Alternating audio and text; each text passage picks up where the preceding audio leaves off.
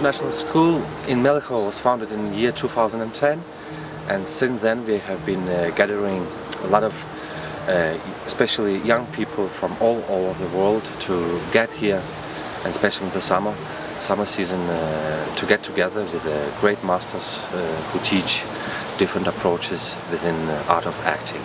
I don't think I could ever even explain how cool it is to wake up on the estate of Anton Chekhov, to eat his apples from his trees, you know, on your way to working on the Seagull. And the Michael Chekhov work has been amazing.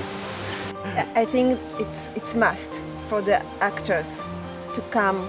This is the point here in Melchior if they love Chekhov. Oh, it's fantastic. I mean, the atmosphere. You can't make up being where Chekhov wrote. I mean, that as actors, you know, we talk about the atmosphere of the stage, things like that. But this is more of a human atmosphere that it kind of fulfills you as an artist, I think. And so being here, I feel richer. And considering how Russia, you know, is really the start of modern acting, it's something really special. Yeah. It's magic. It's melancholic. And sometimes very sad.